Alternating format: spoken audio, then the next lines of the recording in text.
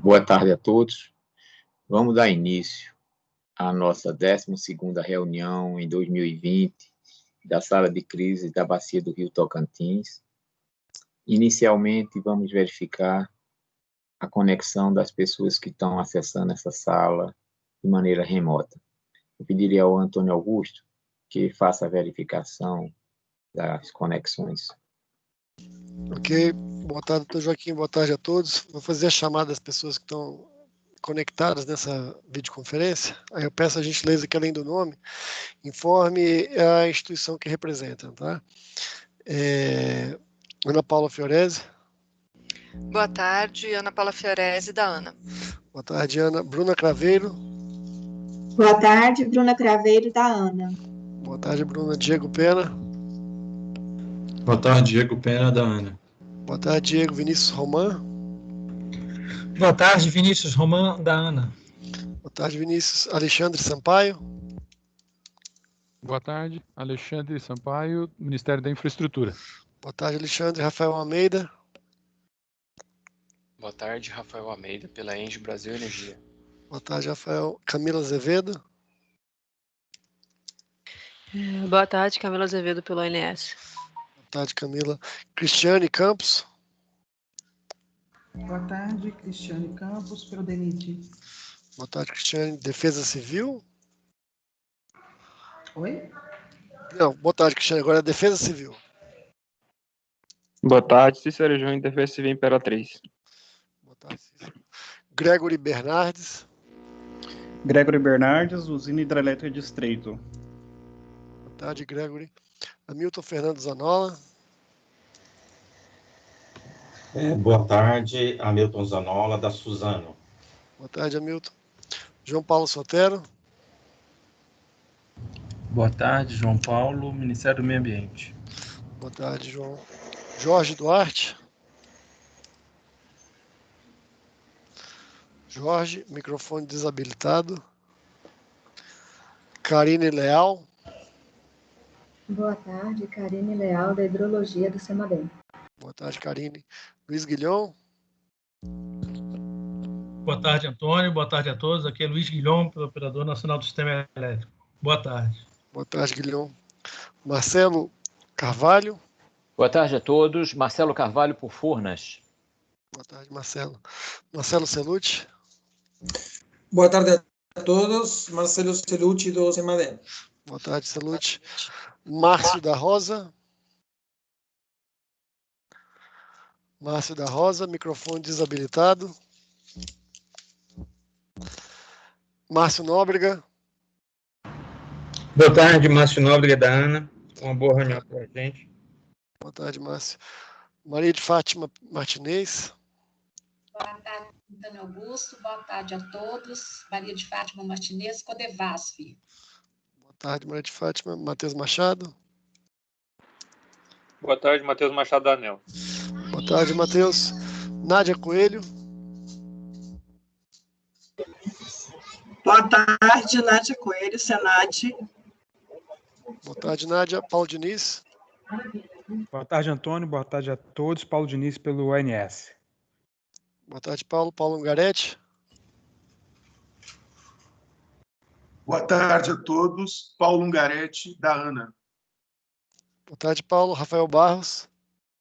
Boa tarde, Antônio. Boa tarde a todos. Rafael Barros, pelo ONS. Boa tarde, Rafael. Chara Pereira. Boa tarde a todos. Sara Pereira, pela UHE Estreito. Boa tarde, Sara. Tainá. Boa tarde a todos. Tainá Mota, pela CCE. Boa tarde, Tainá. Valdemir.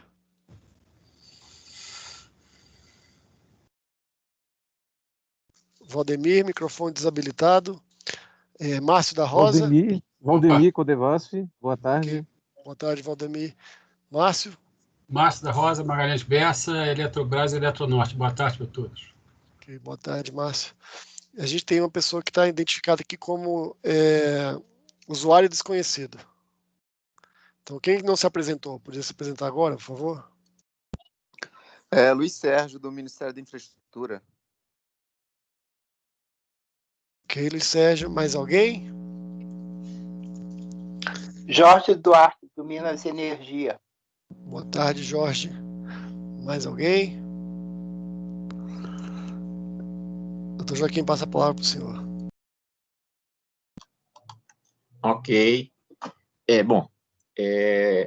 Vamos dar início à nossa reunião propriamente dita, que constará de 2 apresentações iniciais, uma por parte do CEMADEM e uma por parte do ONS. O CEMADEM vai fazer uma contextualização das chuvas ocorridas e uma certa cenarização futura, e o ONS vai falar sobre a sua política de operação passada e também sua perspectiva futura. Depois, abriremos para o debate e também daremos notícia sobre uma resolução que a ANA está em vias de colocar em consulta pública, tratando do sistema hídrico do Rio Tocantins. Então vamos dar início logo à apresentação por parte do CEMADEM. CEMADEM, Marcelo.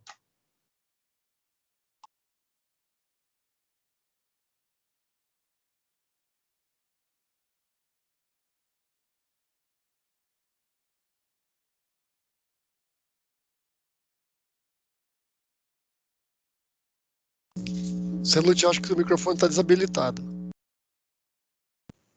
Perdão. Bom, obrigado novamente. E então a apresentação tem 2 partes, né? Uma primeira parte mais meteorológica que eu vou fazer e uma parte mais hidrológica que a minha colega Karine vai fazer. Então a primeira figura mostra a chuva, né, observada nos últimos 15 dias no Brasil de uma forma geral.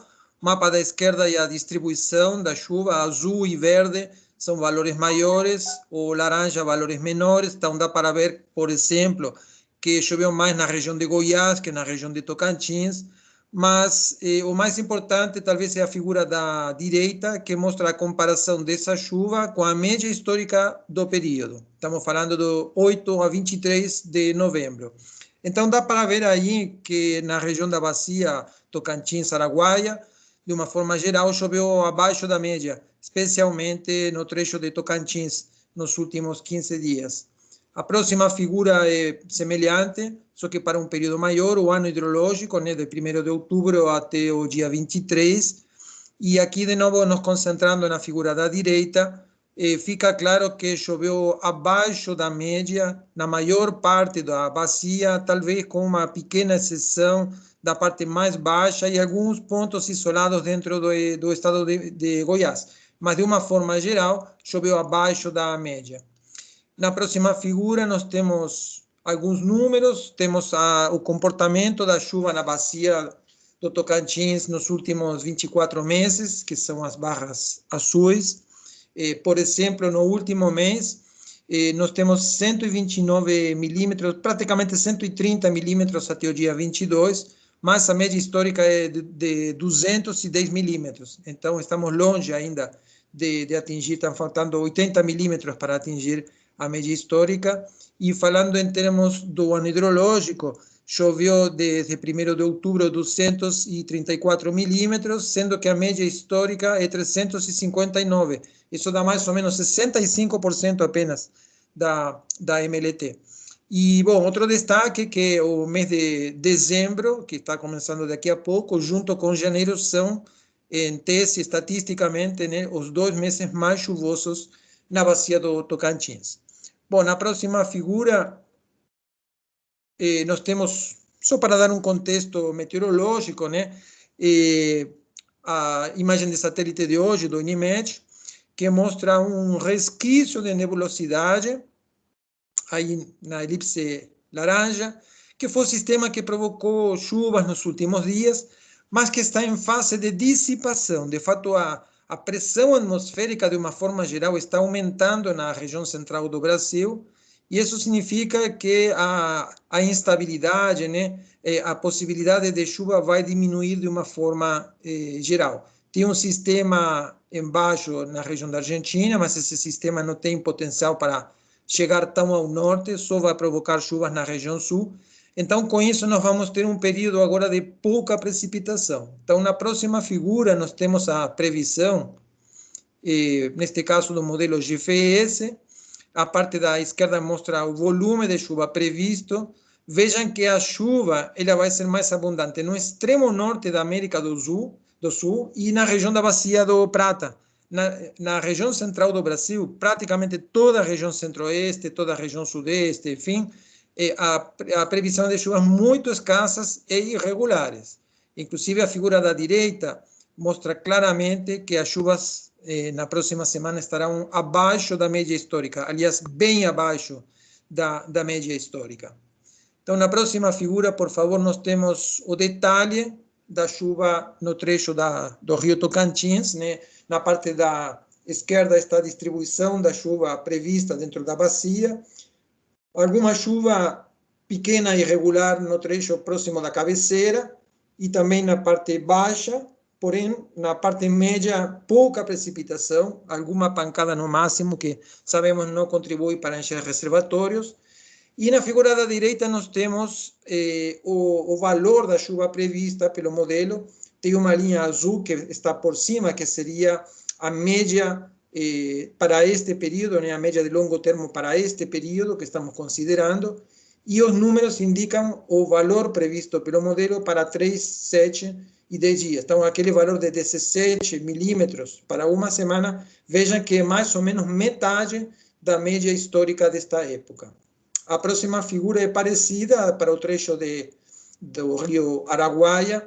Aqui também fica claro que deve chover abaixo da média histórica. A previsão é ligeiramente melhor que para o rio Tocantins, porque tem um acumulado, em princípio, de chuva maior na parte mais baixa da bacia. A próxima figura é do trecho da Serra da Mesa, a cabeceira da bacia. Aqui o modelo está colocando chuva, né, praticamente em cima da cabeceira, mas se ele errar de posição por alguns quilômetros que seja essa precipitação, isso poderia significar um grande erro nessa previsão. Então, eu coloco até uma certa interrogação e, bom, já o modelo está indicando claramente que a chuva prevista está bem abaixo da média histórica desta época, que é relativamente alta, mas, inclusive, a chuva poderia ser inferior a esses 14 milímetros que o modelo está indicando para uma semana. E a próxima figura é sobre o trecho mais baixo, o trecho baixo da bacia do Tocantins-Araguaia. E aqui a previsão é ligeiramente diferente, né? No trecho mais baixo, pelo fato de estar mais ao norte, a chuva, em princípio, deve ser mais abundante. Aqui, nesse pequeno trecho, então, poderia chover dentro da média histórica. Bom, nós temos na próxima figura uma tendência para a segunda semana, ou seja, para o período do dia 2 de dezembro até 8 de dezembro. E vejam especialmente na figura da direita, que fica claro que deve continuar chovendo abaixo da média. Então, nós temos 2 semanas consecutivas com previsão de chuva abaixo da média. E na próxima figura, nós trouxemos um modelo disponível na internet para a terceira e quarta semanas. Estamos falando na figura de cima, semana do dia 8 a 14 de dezembro, e na de baixo, de 15 a 21 de dezembro, ou seja, estamos mais que na metade do mês de dezembro, e tem um zoom na parte da direita, e fica bastante claro, né, que a previsão é de chuvas abaixo da média, bem abaixo da média. Então, somadas as previsões que acabamos de comentar, significa que nós, em princípio, teríamos um mês pela frente, praticamente com chuvas sistematicamente abaixo da média, infelizmente. E a próxima figura, que é a última do contexto meteorológico, é uma previsão de outro modelo diferente, com outra filosofia, inclusive, e há uma coincidência, né? Essa figura é para um período ligeiramente diferente, de 5 a 18 de dezembro, mas eles estão coincidindo no fato de prever chuvas abaixo da média até meados, pouco mais de meados do mês de dezembro, na bacia do Tocantins. Bom, eu vou passar a palavra para a Karine comentar a parte mais hidrológica, e depois fico à disposição se tiverem perguntas. Obrigado. Boa tarde, pessoal, novamente. Então, continuando a nossa apresentação, eu não estou vendo a apresentação na tela, mas posso começar a falar aqui algumas coisas para vocês? Como o Celute acabou de falar, agora nos meses de dezembro, janeiro, começam a aparecer os meses, né, que a gente tem as maiores precipitações, né, da bacia de Serra da Mesa, tá? Essa parte da apresentação vai ser somente voltada para a bacia de cabeceira, que é a de Serra da Mesa. Então, é um período que a gente precisa prestar bastante atenção, né, devido ao acúmulo de chuvas, e com isso a gente tem um acúmulo de volume armazenado nos reservatórios, né, para que essa água depois seja utilizada com parcimônia durante o período seco, né. Então, no ano passado, nesse período, né, de dezembro, janeiro, mais ou menos, acho que foi no final, entrou um pouquinho em fevereiro, nós tivemos, né, chuvas bastante expressivas nessa cabeceira. Essas chuvas que eu estou falando, elas não estão graficadas nesse gráfico de barra superior, tá, que mostra as chuvas. Aqui a gente só tem graficado a partir de abril de 2020 até novembro de 2020, tá? Então, essas chuvas, né, acima da média climatológica da região, fez com que a gente tivesse, né, vazões muito acima da média durante ali o período de janeiro, fevereiro, março, inclusive até abril. Vejam, acompanhem na figura inferior, a gente tem a tradução dessa precipitação em vazão, né? Então, a linha roxa, ela representa o que vai de abril até novembro de 2020. Então, vejam que ali no comecinho de abril, né, no comecinho da figura, a gente tem valores de vazões mais altas do que a média climatológica que está representada em preto. Então, essas altas precipitações, elas sustentaram, né, uma vazão muito acima da média climatológica, inclusive durante o período seco, né, dessa bacia. E de acordo com os nossos dados aqui, que são voltados especificamente para a hidrologia dessa bacia, né, o período seco seria de maio a setembro. Mas o Operador Nacional do Sistema Elétrico pode trabalhar com um período seco, né, que considera meses diferentes da nossa apresentação. Mas, em termos gerais, né, a gente pode ver que o período seco de 2020, a gente fechou com aproximadamente 5% acima da média, né, em termos de vazão. E agora, para o mês de novembro, nós estamos com aproximadamente 445 metros cúbicos por segundo, representando em torno de 96% da MLT para este mês de novembro, né? Para os próximos meses, na próxima figura, por favor, nos próximos dias, desculpe, a gente tem aqui, né, as barras pretas representando a precipitação observada dos últimos dias. Desse ponto em diante, os membros de previsão de precipitação que o Celute apresentou para vocês. Então, é mais ou menos aquilo que o Celute tinha falado, né? Dependendo de onde aquela chuva cai, se for alguns quilômetros fora das delimitações dessa bacia, essa chuva pode estar bastante errada, né? E essa tradução e vazão pode estar bastante errada. Mas, de uma forma geral, acompanhe no gráfico inferior a linha preta representando a vazão observada, né, dos dados consistidos, de acordo com a ONS, e desse ponto em diante as linhas pontilhadas coloridas representando os membros de previsão de vazão. Então, de acordo com esse nosso modelo hidrológico, né, a média para os próximos 10 dias é de algo em torno de 628 metros cúbicos por segundo. E na próxima figura, a gente tem os nossos cenários para os próximos meses.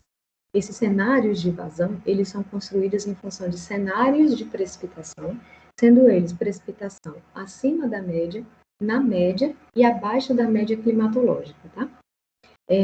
Acompanhem, por exemplo, a linha azul claro, que representa um cenário, caso nós tivéssemos precipitação abaixo da média para o período de dezembro até março. De acordo com esse cenário, né, o nosso modelo hidrológico indica vazões na ordem de 700 metros cúbicos por segundo, que representa algo em torno de 59% da MLT desse período, né? Se a gente comparar com o que aconteceu no ano passado, acompanhe a linha rosa, em tom mais claro, né, a gente vê que está bastante diferente. Mas aquilo que eu falei no começo da apresentação, no ano passado nós tivemos chuvas bastante expressivas nessa bacia, né, e nesse ano pode ser que a gente não tenha o mesmo cenário, né, para os próximos meses. Essa era a nossa contribuição de hoje e nós ficamos à disposição. Ok. Bom, o que vocês estão falando, ela não destoa muito do que vinha acontecendo, né, em termos de perspectivas para essa bacia, né? Então, nós estamos com uma perspectiva, vamos dizer assim, não tão favorável. Com base nessa informação, eu pediria, então, ao ONS que fizesse sua apresentação.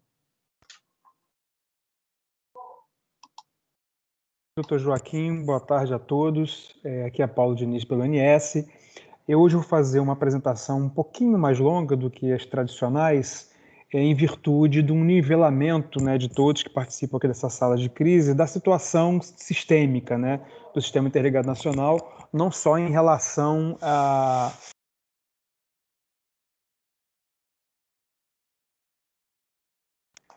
em relação à condição hidrológica bem severa que a gente vem vivenciando, principalmente nas outras bacias do Sudeste e na região Sul, né?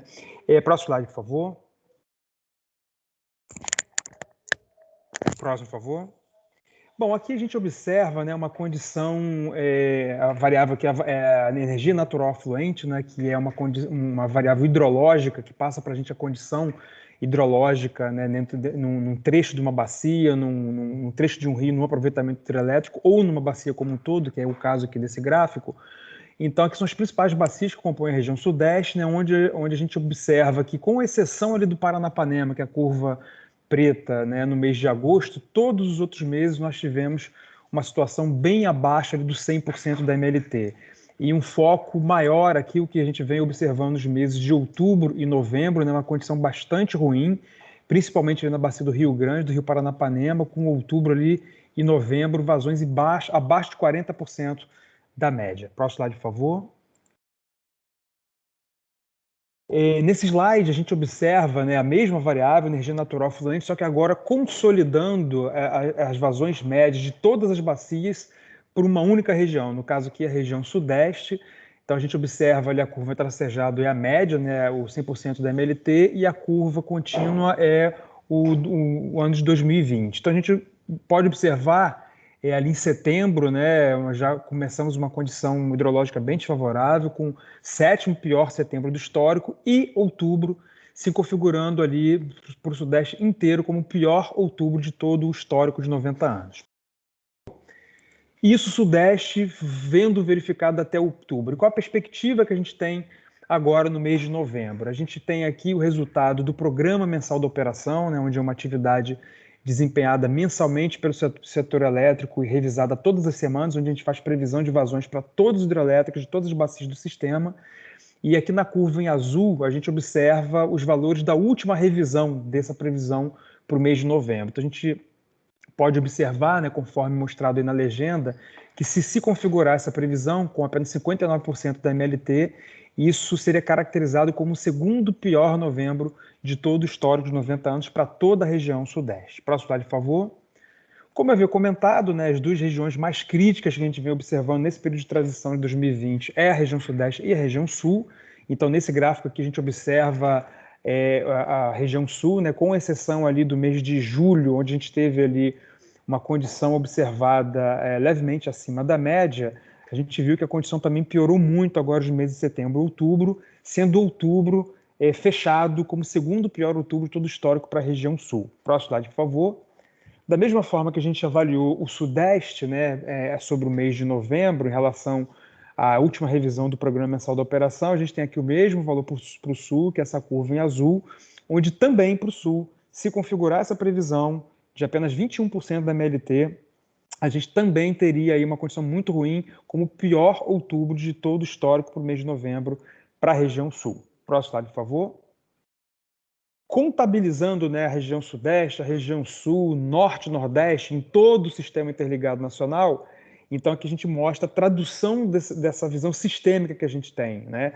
Uma condição bem ruim aí ao longo de todo o período seco, né, e uma deterioração bem maior agora a partir de setembro. Né? Setembro, quarto pior do histórico, e outubro também o pior do histórico. Próximo slide, por favor. Isso até outubro, e considerando novembro também aqui a previsão do PMO, né, a curva em azul, se fechar essa previsão, teríamos apenas 56% da MLT para todo o sistema interligado nacional, que seria caracterizado como o segundo pior novembro de todo o histórico. Próximo slide, por favor. Qual o reflexo disso, né, na condição de armazenamento sistêmico? Aqui a gente tem o armazenamento das regiões, né, o armazenamento equivalente, né, a variável aqui que a gente está avaliando é a energia armazenada, né, em cada uma das regiões. Então, vamos fazer um detalhamento rápido aqui, uma análise rápida em cada uma delas. À esquerda e acima a gente tem o Sudeste, né? A gente já está numa condição aí recente, observada, que é a curva em preto, muito próxima, já um pouquinho abaixo da curva do ano passado, de 2019, só que com uma trajetória pior, né? Ou seja, uma derivada, uma taxa de uso pior.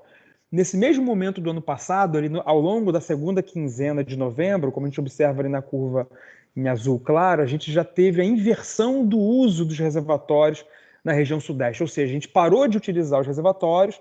Em algum momento ali no final de novembro do ano passado, a gente começou a recuperar os reservatórios do Sudeste, que é algo que a gente não vem visualizando, pelo menos nesse curto prazo aí de 2, 3 semanas à frente, e também, certamente, como reflexo da previsão comentada pelo CEMADEM, a gente não deve observar isso, a gente deve cruzar a curva de 2019.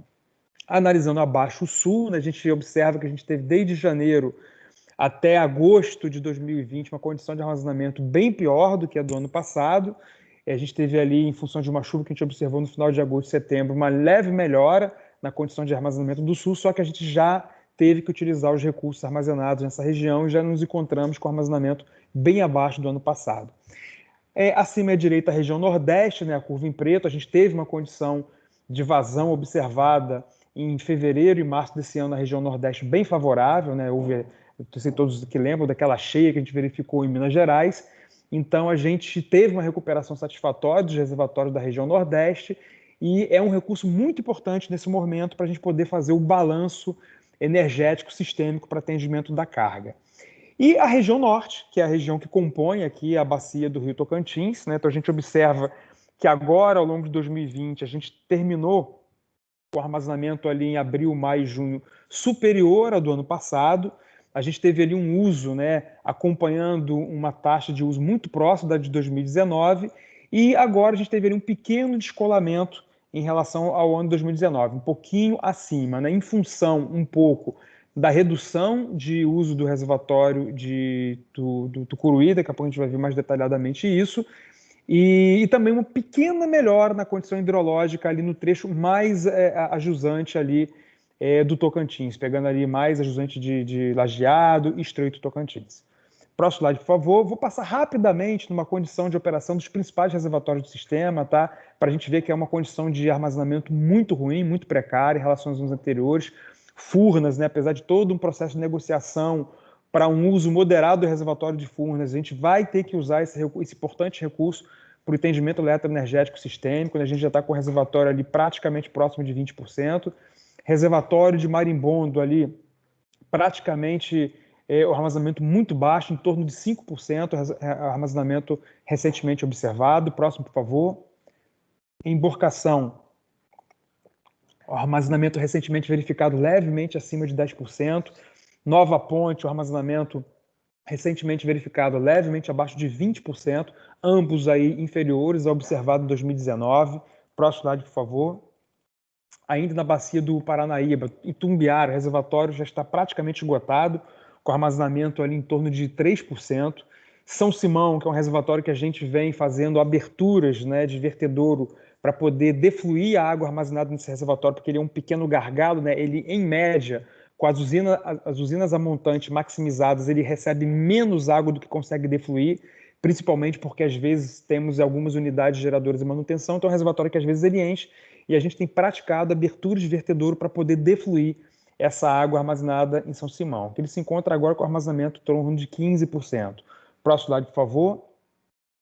Aqui 2 aproveitamentos hidrelétricos com importância sistêmica grande, né? Ilha Solteira Três Irmãos, que a gente tem que manter um nível mínimo operativo ali de 46% em função do uso da hidrovia Tietê-Paraná nesse trecho. Né? Itaipu, a maior hidrelétrica em geração anual que a gente tem no sistema. A gente tem aí uma limitação já flexibilizada, né, do uso até a cota 217, lembrando que a cota normal de operação de Itaipu é acima da 219, então a gente já está numa operação de operação hidráulica já flexibilizada desse aproveitamento. Próximo slide, por favor. Outra bacia que vem vivenciando uma condição hidrológica muito ruim, que é a bacia do Rio Paranapanema. A gente tem aí uma condição de uso da cabeceira ainda com algum controle, né, em função dos acertos feitos em sala de crise também da bacia de Paranapanema, só que Capivara, que a gente também tinha um acerto de uma tentativa de preservação, não foi possível em função da importância desses aproveitamentos para atendimento, né, da geração eletroenergética e também para a gente ter água afluindo ao aproveitamento hidrelétrico de Itaipu, dada a importância desse aproveitamento. Próximo slide, por favor. Em relação à região Nordeste, no principal reservatório da região Nordeste, Sobradinho, a gente tem aí a operação de Sobradinho em função de um fevereiro e março bons que a gente teve ali, principalmente no trecho mineiro da bacia. A gente conseguiu ter uma recuperação e aqui a gente está ainda, por enquanto, com uma trajetória bem acima do que foi observado em 2019. Próximo slide, por favor. E a região Sul, que é uma região que temos observado uma condição hidrológica muito severa, né? Só para vocês terem uma ideia, a média de vazões observadas de janeiro até abril na região Sul como um todo, principalmente aí no Rio Iguaçu, foi a pior dos todos históricos de 90 anos. Então, como reflexo disso, a gente teve uma recuperação precária, né, nos principais reservatórios dessa região, no caso aí acima Foz do Areia, principal reservatório da bacia do Rio Iguaçu, que se encontra ali com em torno de 5% do armazenamento, e abaixo, Machadinho, né, na bacia do Rio Uruguai, onde a gente já chegou ali a operar entre abril e junho, inclusive no volume morto do reservatório, né, abaixo do 0%, a gente já está também numa condição de armazenamento mais recente ali bastante ruim, em torno de 20%. Próximo slide, por favor. Próximo, nesse slide aqui é importante a gente só fazer um nivelamento, né, de todos que participam dessa bacia, de como é que se dá o balanço sistêmico, né, da operação de atendimento eletroenergético, né? O que a gente observa para cada um dos subsistemas aqui, né, Sudeste, Sul, Norte e Nordeste, né, todas as curvas em preto são as cargas desses próprios subsistemas, né, e as curvas sombreadas são os recursos de geração de energia que a gente tem em cada uma dessas regiões, né? Vamos rapidamente focar na análise a curva em amarelo, que é a geração térmica, né? Como a gente observa aqui nesse gráfico mais recentemente, todas as curvas em amarelo elas foram aumentadas, né, a partir de outubro. Isso mostra que nos últimos 2 meses e mais fortemente nos últimos 20 dias, a gente vem mantendo um porte de geração termoelétrica considerável, inclusive com valores de megawatt-hora, né, que é uma usina que tem um custo, em função do custo do combustível para sua operação, superiores aos definidos dentro da rotina do setor elétrico, que é o Programa Mensal da Operação. Toda essa geração acima, né, ela é autorizada pelo Comitê de Monitoramento do Setor Elétrico, né, CMSE. Então, a gente vem, nos últimos 30 dias, praticamente gerando uma quantidade significativa de recurso termoelétrico. Né. Na curva em azul, a gente observa a geração hidráulica de cada uma dessas regiões. Vamos fazer uma análise rápida aqui da região norte, que é importante vocês terem isso em mente. Na região norte, de janeiro até junho, julho, dependendo do ano, ela é uma região eminentemente exportadora de energia. Então, como a gente observa aqui no gráfico da região norte, aí à esquerda e abaixo, a gente vê que a curva em preto ela é constante, né, em torno dos 6.000 megawatts, e a curva da geração hidráulica, né, é claro que é um montante de geração térmica hidráulica, ela sempre é superior, nesse período de tempo do ano, à curva da própria carga da região. Então, significa que a região norte exporta energia ao longo desse período de tempo do ano. Para que regiões que ela exporta? A gente observa que nesse ano 2020 foi muito importante a exportação dessa energia da região norte para a região sul. Vamos olhar ali a região sul, exatamente ali nos meses de janeiro a junho. Como eu falei, foi o pior janeiro a junho de todo o histórico. Então a região sul, em relação à curva preta, né, teve uma carência de energia, ou seja, ela não foi autossuficiente na geração da sua energia e ela importou um recurso de energia significativo da região norte e um pouquinho também da região sudeste. Da mesma maneira, a região nordeste. A gente observa ali que nesse mesmo intervalo de tempo, ali de janeiro até abril, maio, que é o momento que a geração eólica, que é a curva em verde aí no gráfico do Nordeste ainda é muito baixa, a região Nordeste também foi uma região importadora, e certamente a região provedora para preencher esse déficit de energia na região Nordeste foi a região Norte. Analisando aqui a região ainda na região Nordeste, então a gente observou que ela foi uma região deficitária no primeiro semestre, né, de 2020, só que ao longo do segundo semestre de 2020, em função do aumento da geração eólica, que é a curva em verde, né, que a gente observa ali que a partir de junho, primeira quinzena de junho, a curva em verde ela sempre é superior à curva em preta, né? Então isso significa que a região Nordeste ela era autossuficiente, era exportadora de energia, e esse excedente de geração da região Nordeste ela era exportado para a região Sudeste e para a região Sul. Então a gente observa que a gente tem aqui um grande emaranhado de processos de tomada de decisão entre os recursos disponíveis dentro do sistema para a gente fazer esse intercâmbio energético. Mas o resumo da ópera, aqui para o caso da bacia do Rio, das bacias que compõem a região norte, principalmente Tocantins, é essa curva do gráfico inferior à esquerda, onde a gente mostra que a região norte é uma região que tem muita importância no primeiro semestre de todos os anos, em média, em função da exportação de energia que ela tem principalmente no Tocantins, Xingu e Madeira. Próximo slide, por favor. Bom, a partir de agora a gente vai dar um zoom, né, na região Tocantins, já entramos aqui dentro da apresentação padrão que a gente sempre faz aqui para a bacia do Rio Tocantins. Aqui a gente tem, né, o esquema topológico da bacia do Rio Tocantins, onde a gente tem aqui os principais recursos de armazenamento, a Serra da Mesa e Tucuruí, e aqui todos os condicionantes de vazão mínima atualmente vigentes. Próximo slide, por favor. Mais um. Aqui a gente tem um zoom na condição hidrológica, né, com foco em Serra da Mesa, que a gente já está olhando a vazão natural em Serra da Mesa, onde a gente observa ali todo o período de recessão intenso que a gente vem vivenciando desde junho, e mais recentemente, né, a gente chegou ali em outubro a observar só 57% da média, e em função desse aumento de vazão que eu comentei, né, a gente tem aí um novembro com a média até o momento de 80% da MLT, considerando as vazões até Serra da Mesa. Próximo slide, por favor.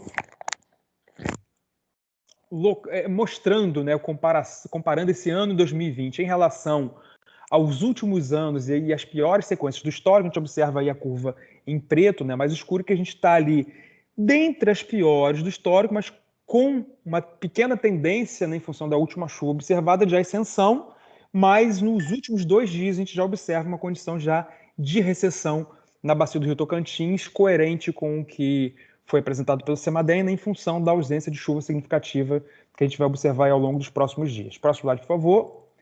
Separando a análise da bacia do Rio Tocantins entre o trecho até a Serra da Mesa, né, e pegando a segunda metade ali, o segundo terço, né, da bacia do Rio Tocantins até Estreito Tocantins, a gente tem aqui a avaliação. Então a gente vê um comportamento ainda muito parecido, né? A partir de julho, setembro, uma condição um pouquinho inferior ao que a gente observou lá em Serra da Mesa. Em outubro, uma condição muito próxima, aí no trecho até Estreito, somente 53% da MLT, e também aqui observamos esse pequeno aumento agora ao longo do mês de novembro, com uma média de 78% verificada até o último dia. Próximo slide, por favor. Da mesma forma, a gente observa aqui a situação, né, das vazões ali em Estreito, locando a mesma aqui em relação aos piores do histórico. A gente observa ali que a gente está embolado ali em relação aos anos, mas não tão severos, né, quanto os piores anos observados no histórico, que foram aí os anos de 16 e 17, e inclusive o ano passado, o ano de 19 e 20. Próximo slide, por favor. A partir do próximo slide, a gente observa, né, a operação que vem sendo realizada na bacia do Rio Tocantins. Próximo, por favor. Aqui no slide 29 a gente tem a operação de Serra da Mesa, que a curva em vermelho é a vazão defluente desse aproveitamento, né? A gente tem ali mantido uma geração praticamente estável, né, em torno de 900 metros cúbicos por segundo, em alguns momentos com alguma redução, principalmente nos finais de semana ou feriados prolongados, a gente tem uma redução na carga. E mais recentemente a gente observa ali, bem no canto direito, esse aumento da vazão afluente Serra da Mesa, que é a curva em azul. Então a gente observa ali uma leve estabilização do uso do reservatório Serra da Mesa, né, verificando ontem o armazenamento de 24,80%. Próximo slide, por favor. Aqui, só para a gente sempre mostra, né, a operação de estreito e todos os outros aproveitamentos da jusante Serra da Mesa, que é uma operação, em média, a fio d'água, ou seja, na média, a vazão que chega, que é a vazão, que é a curva em azul, aí, ela é, na média, parecida, próxima da vazão que é defluída, que é a curva em vermelho, com exceção de algumas oscilações, obviamente, que é em função do atendimento da operação de carga, da operação em ponta. Próximo slide, por favor. E, por fim, nesse trecho da apresentação, a gente tem aqui o aproveitamento de Tucuruí, onde a gente tem... Pessoal, alguém entrou com o microfone aberto. Acho que é a Tadeu. Isso.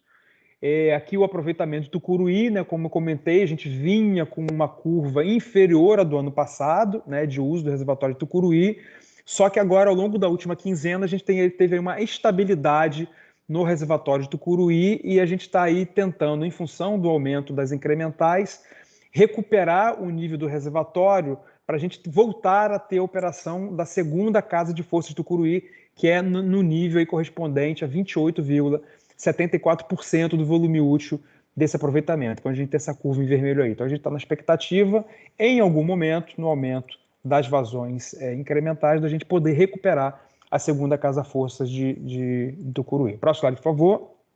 A partir daqui, eu vou passar a palavra para o Rafael, onde ele vai fazer uma avaliação hidrológica, né, da previsão que a gente tem e da contextualização da operação do reservatório de Serra da Mesa ao longo dessa segunda quinzena de novembro, aliás, desse final de novembro e ao longo de dezembro.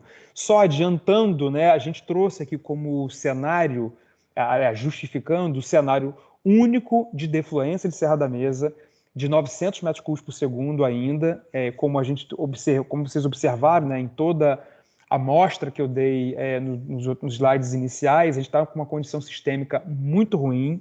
A gente vai voltar a partir da manhã, com o afastamento da chuva aqui da região sudeste, a observar um aumento de carga novamente aqui na região sudeste, principalmente pegando ali a macro-região de São Paulo e Rio de Janeiro.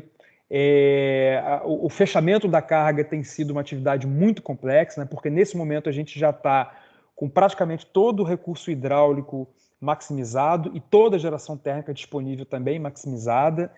E nesse cenário, até o final de dezembro, a gente ainda continua com a perspectiva da maximização do reservatório, das defluências do reservatório de Serra da Mesa.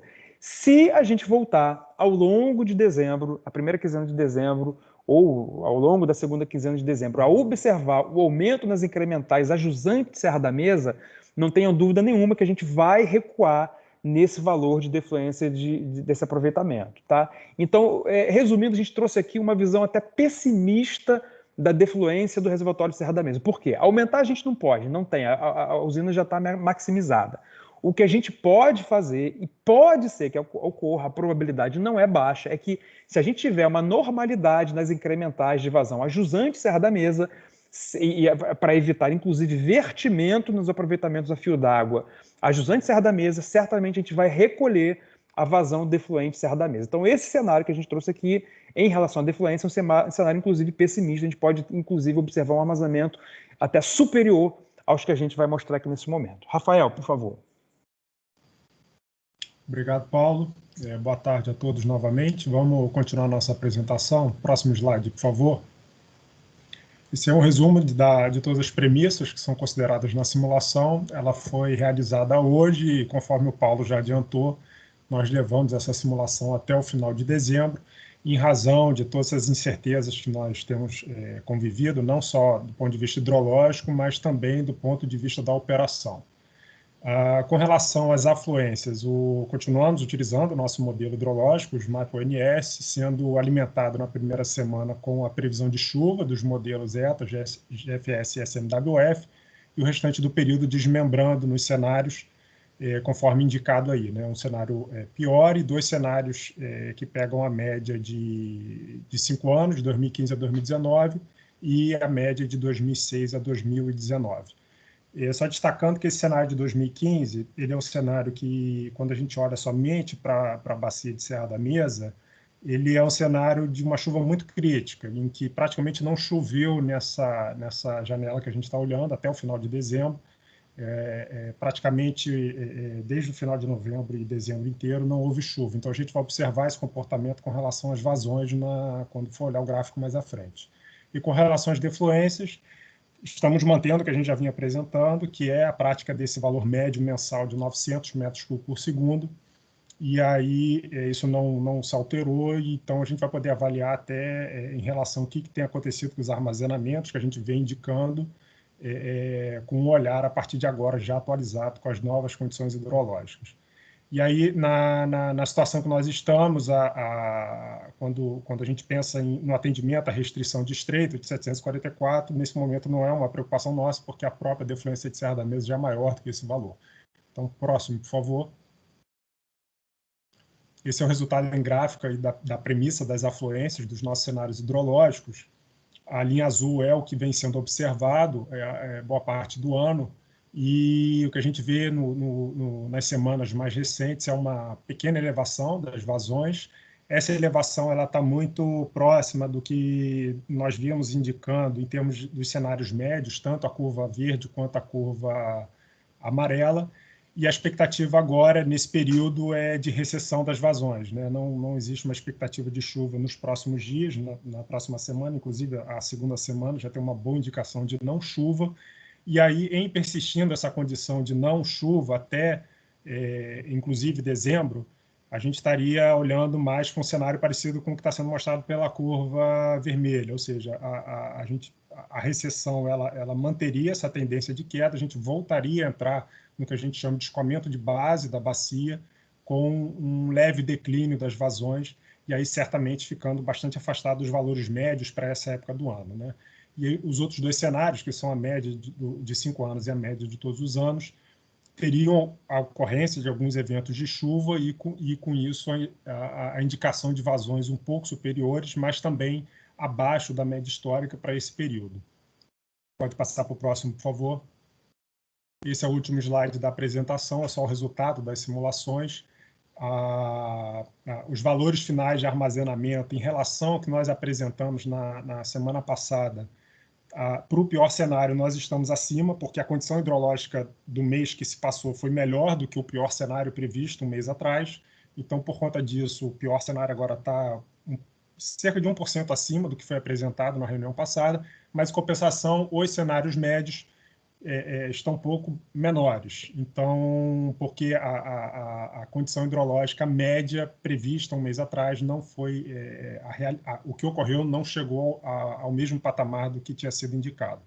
Então, de modo que agora a indicação que a gente esteja ali um pouco abaixo de 20%, iniciando o ano de 2021, e numa ocorrência de cenário médio um pouco acima de 23%, 23,5% aí pelo cenário da média de 2006 a 2019. Em comparação com a tabela aí no centro do gráfico, a comparação com anos anteriores, que são os anos mais críticos, né, desde 2012, quando a gente vem observando uma degradação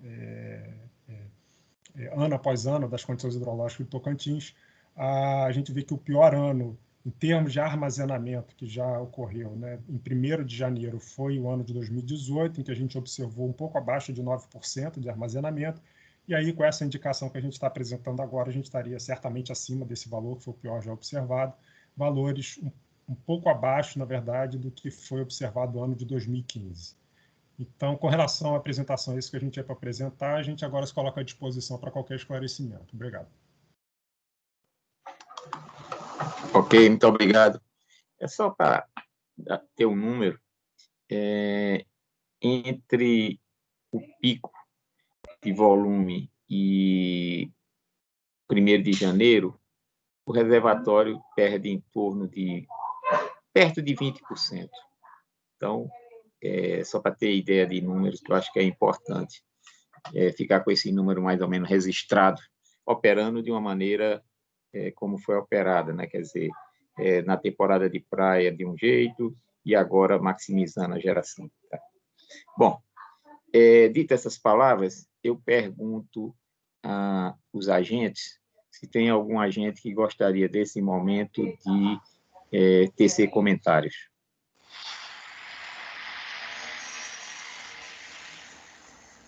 Marcelo, começando por Furnas aí, vou provocar Marcelo. Não, Joaquim, não tenho nenhum comentário a fazer, não. Eu só estou interessado em saber o próximo item, que é a resolução. É a grande curiosidade. Tá certo. Bom, mas a operação aí está tranquila, né? Tá Quer tranquila. dizer, estamos operando com 3 máquinas com tranquilidade, né? Nenhum problema a relatar. Ok. Vamos para o final, para estreito. Estreito, alguma coisa? Eu não sei se Vicente, eu não sei. Boa tarde, Joaquim. Mas a situação está tranquila em estreito. Nós, ultimamente, temos feito um rebaixamento preventivo, mas em função das últimas chuvas, né? Tivemos uns picos de 3.000 e pouco de metros cúbicos por segundo de afluência, e com geração, né? Um rebaixamentozinho preventivo com geração, até para ajudar também Tucuruí, também, acho que ajuda o sistema, né? Está muito deficitário, né? Mas, assim, é só uma zona de conforto, nada de controle mais rígido. A situação, diria que está normal. Você podia, assim, se lembra da cota hoje, só para saber a cota? 5,4... Deixa eu ver aqui de cabeça, não lembro agora. Não, porque como vocês são a fio d'água, no IPDO não aparece. Ah, sim, não aparece, não aparece. Mas é um 5,4. Alguns centímetros abaixo. Sim. Estreito, você quer saber, né? Isso, estreito. 15464. Hein? 15464. Isso. Ok. Ontem. Tá. Quantos centímetros abaixo da soleira? 36? Não. Não, da soleira não. A soleira é lá embaixo, né? A soleira é... Não, da soleira, a cota máxima. A da cota máxima é normal. 1,56. 1,56, né? É 1,34 m. Agora, com essa recessão aí, nós estamos com um viés de recuperação aí para o fim de semana. Mas estabilizar na cota 1,55 aproximadamente. Não, tranquilo. É só para estar tranquilo, o atendimento aos usos de jusante estão tranquilo e, vamos dizer assim, a operação está se dando dentro da normalidade, né? Bom, algum outro agente que gostaria, lajeado ou alguma outra? Não. Então, veja só, nós temos só um detalhe que é importante ressaltar, que esse ano dificilmente não está em nenhuma perspectiva de curto prazo para baixar dos 300, porque normalmente os 300 metros cúbicos segundo lá de Serra da Mesa, a gente pode começar, em muitos anos tem começado, às vezes em dezembro, certo? Esse ano, pela própria projeção de operar o sistema com cerca de 900, já indica que dificilmente, e não está nem autorizado, então nós não vamos ter condição de operar em dezembro com 300, tá? Bom, isso é uma coisa também importante. Mas o 300 tem autorização, né, doutor Joaquim? Não, 300, tem o 100. Eu não tenho 100. Tá. É o 100. A gente vai ficar no 300. É isso que eu quero. No limite, você vai baixar para os 300. É isso que eu quero dizer. Você não vai baixar para o 100. Entendeu? Desculpe, eu já fui na frente assim da autorização especial do 100. Entendeu? Então, se você baixar, você vai baixar para 300. Mas mesmo 300, você já ainda está na dúvida se consegue, né? É isso. Depende das vazões, né? Depende das vazões. Aí o que eu quero dizer é o seguinte, no limite você vai para 300. Isso aí. O limite é 300. Ok. Bom, então essas são as condições. Nós estamos prevendo fazer uma próxima reunião no dia 15 de dezembro, né? Então, essas condições não devem se alterar muito até lá, até o dia 15 de dezembro, tá? De termos essa alteração de situação na bacia como um todo, né? Bom, parte 2 agora da nossa reunião.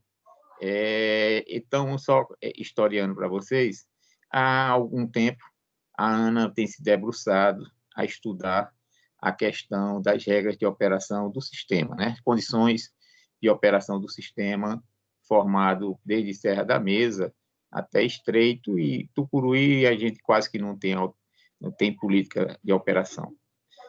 Nesse sentido, nós já trocamos diversas mensagens de articulação com o ONS, tá certo? Mas o procedimento da agência agora é diferente.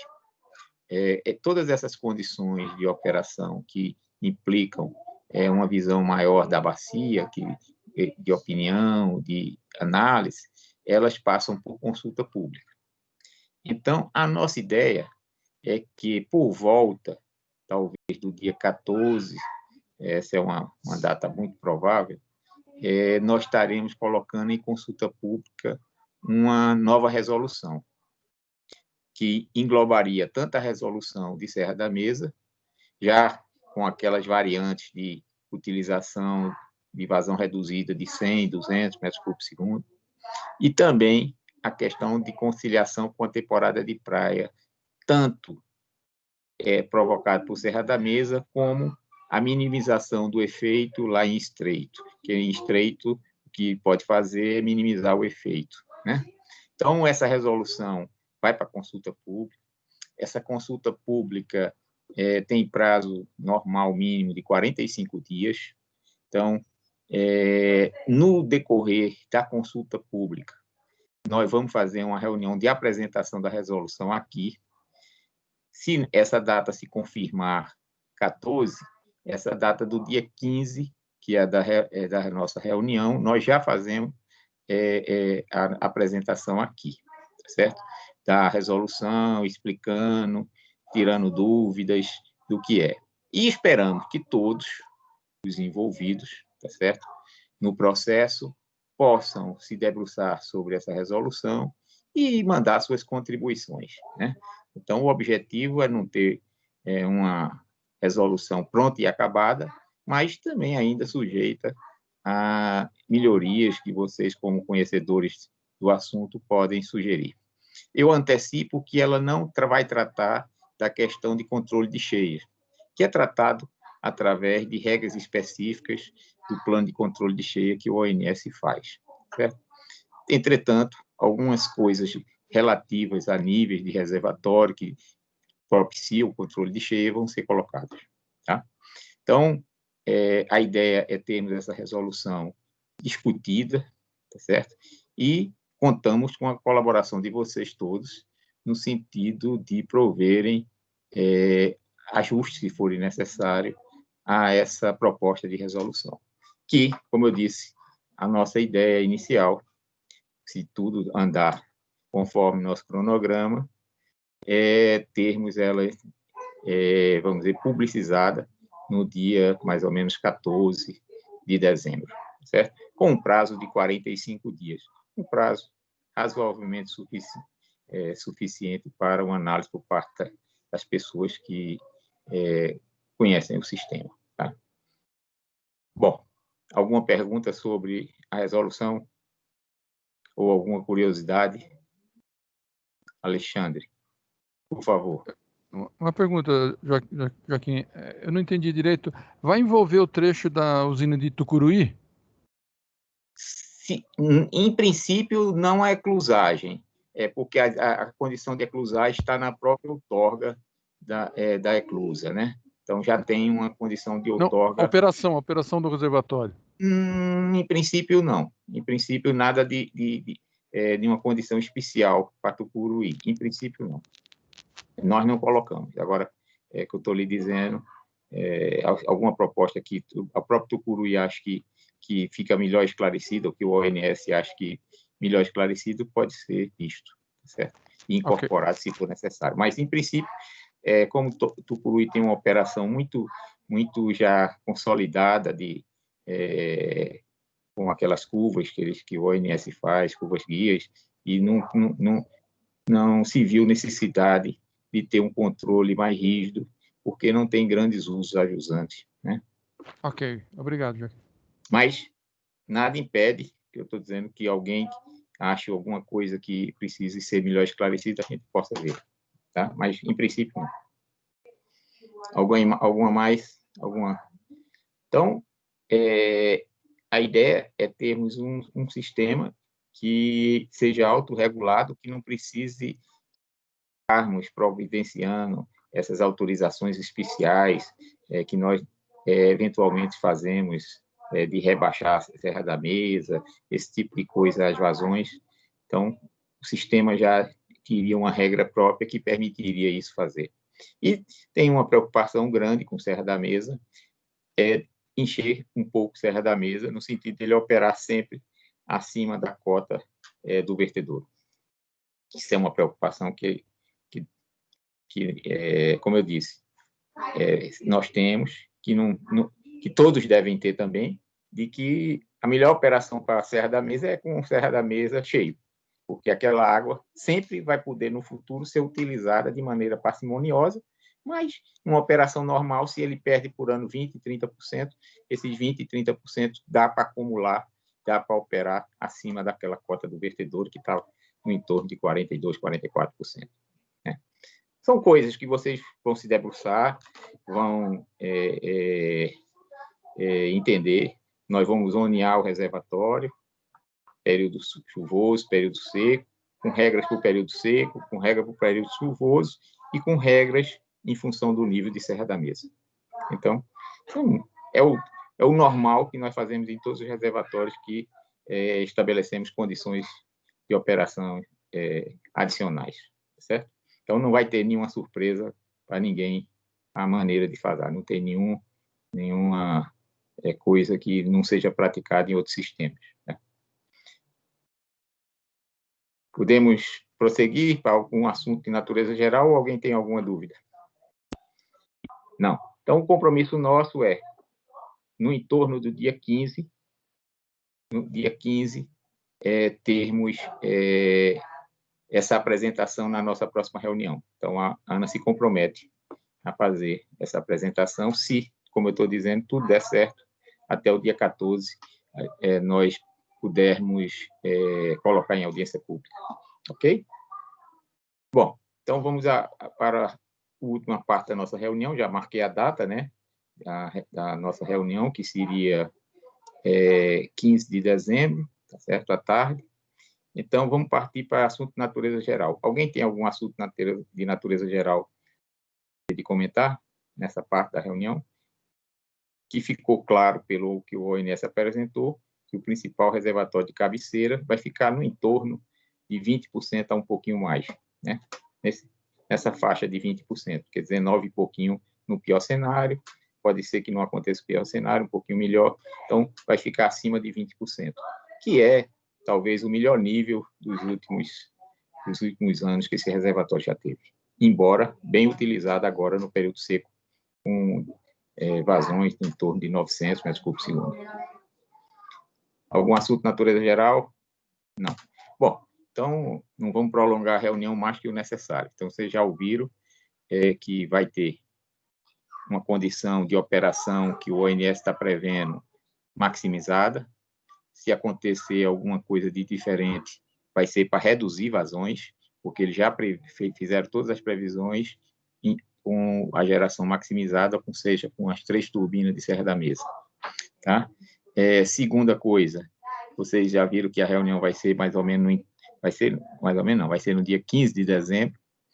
Terceira coisa, vai entrar em consulta pública uma resolução sobre regras e condições de operação para o sistema do Tocantins. Quarta coisa, que na reunião do dia 15 nós vamos fazer essa apresentação detalhada do que pensamos para a resolução. E esperamos que todos contribuam no processo, ok? Eu antecipo que o ONS, até por preceitos legais, antes de nós fazermos qualquer coisa, nós nos articulamos com o ONS. Então, já houve uma articulação prévia com o ONS, pelo menos na conjuntura de uma resolução, vamos dizer, uma minuta padrão. Ok? Então, eu pediria a todos que se cuidem, certo?